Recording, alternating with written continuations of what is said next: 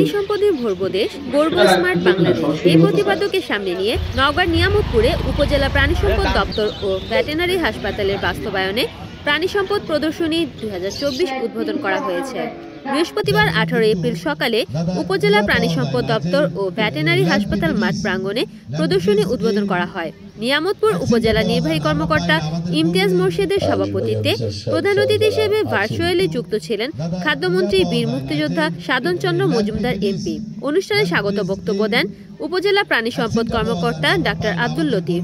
অনুষ্ঠানে উপস্থিত ছিলেন সহকারী কমিশনার রূপম দাস, থানার অফিসার ইনচার্জ মাইদুল ইসলাম, উপজেলা কৃষি অফিসার কামরুল হাসান, নওগাঁ জেলা পল্লী বিদ্যুৎ সমিতির নিয়ামতপুর জোনের deputy general manager Mosaddequr Rahman, Shrimantapur ইউনিয়নের চেয়ারম্যান আলহাজ রফিকুল ইসলাম রফিক, উপজেলা একাডেমিক সুপারভাইজার জাকির হোসেন প্রমুখ। প্রদর্শনীতে অংশ নেওয়া ৪৫টি স্টলে দেশি বিদেশি ছাগল, গরু, ঘোড়া, কবুতর, মোরগ, রাজহাঁস, পশু পাখি এবং দুগ্ধজাত খাবার প্রদর্শন করা হয়।